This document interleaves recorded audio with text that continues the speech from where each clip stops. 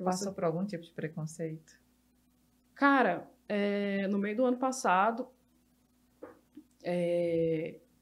eu tava namorando e minha ex-namorada terminou comigo falando que não aguentava o peso da minha doença. Nossa, pesado, hein? 2 anos e meio de relação, Nossa. uma pessoa que eu amava muito. Eu virei e falei que se ela não aguentava, ela precisava ir. E ela podia ir, porque ela não tinha que ficar. Para você deve ter sido bem decepcionante, né? Ouvir isso de alguém que estava do seu lado esse tempo todo, que você amava, e ela virar para você, eu não posso ficar por conta disso. Eu demorei muito tempo para me sentir segura na relação, porque a doença sempre foi um fantasma para mim. Então, os sintomas sempre me deixavam com culpa. Sempre que eu não conseguia fazer alguma coisa, que eu não conseguia terminar uma trilha, que eu não conseguia, sei lá, acordar, porque às vezes eu estava muito, muito, muito cansada, porque nesse período eu estava muito ruim, ela me pegou num período muito, muito ruim, porque a gente tinha voltado para o presencial, então eu voltei para as aulas presenciais. Então, para você era um esforço gigante. Eu chegava em casa e dormia. Eu só chegava em casa e dormia. E eu precisava entrar em hiperfoco para conseguir terminar o semestre. E na época eu estava lançando a liga acadêmica da doença dentro da universidade, conseguindo palestras de pessoas de fora para falar dentro da universidade. Caracas, então essa movimentação ela é grande. Sim, eu consegui algumas palestras assim, o Dr. Luiz Naku deu palestra no YouTube da PUC, vários médicos, eu consegui no ano passado, no semestre passado, uma palestra com o Ryan Prior, que é um jornalista da CNN que tem a encefalomielite miálgica e que publicou um livro sobre o long COVID. Então, assim, eu tenho uma militância e eu tenho um movimento de tipo, cara, e assim, e eu comecei a aparecer, né? Eu saí no Popular em dado momento, não sei se isso incomodava ela também, porque assim, toda pessoa sabia que eu tinha uma doença crônica. E assim, cara, eu entrei num processo que eu falei assim, cara, eu já tô lascada mesmo.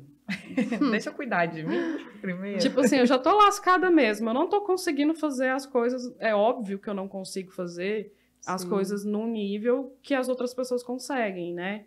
Então, já que eu não consigo, vamos usar isso para fazer algo que funcione, que ajude as pessoas, né? E foi quando eu comecei a militar. Aí foi bem nesse período o término foi bem nesse período que eu estava no auge disso e eu estava muito ruim, muito ruim. E um mês depois minha avó morreu. Nossa, foram tudo de uma vez seguidas. Foram perdas seguidas. Então, assim, foi muito difícil para mim esse processo, mas eu tinha que militar pela doença. Eu foquei nisso e fiquei fazendo o que eu podia fazer. Nesse processo da militância, das lives, eu fiz uma live com o Dr. Rudolf Oliveira, que é o Dr. Rudolf, ele fez PhD em Harvard, com o Dr. Nossa, me deu branco no nome do Dr. David Sistrom. Dr. David Sistrom é um cara que faz pesquisas com ICE-PET, que é o exame que eu fiz no meio do ano passado. Ele faz em Harvard essas pesquisas. Hein? Pegou um povo aí bem elitizado, né? Bem forte. Então, o Dr. David Sistrom, ele faz pesquisas com ICE-PET. E o Dr. Rudolf, ele fez PhD com David Sistrom. O objetivo dele era investigar a parte da pneumo, porque ele é pneumologista. E o ICE-PET, ele faz uma verificação do seu sistema cardíaco, muscular periférico e do pulmão.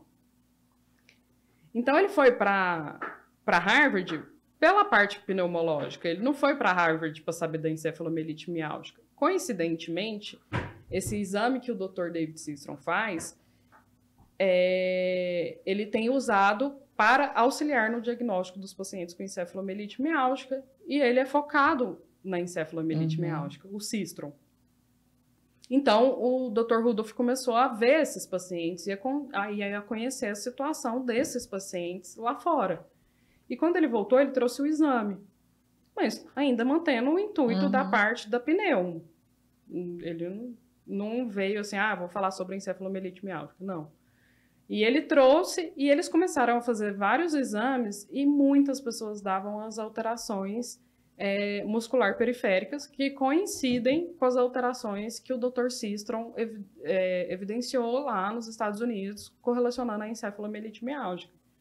E eles tentavam encaminhar esses pacientes com alterações musculares periféricas para outros médicos, mas esses pacientes sempre voltavam sem atendimento. E eu fiz a live com o Dr. Rudolph com o intuito de falar sobre o ICE-PET, assim, o ICE-PET e a encefalomielite miálgica e tal. Durante a live, a doutora Eloara Campos estava assistindo por causa do Rudolph, porque eles trabalham juntos, eles são amigos, eles são colegas de trabalho. E eu comecei a perceber que, nessa época, eu estava decidida, não quero mais médico. E estava sem tomar nenhum tipo de medicamento. Cara, eu estava mantendo os remédios que os últimos médicos colocaram, que eu vi que foram efetivos, e seguindo com tratamento psiquiátrico. Apenas. Eu falei assim, não vou mexer mais.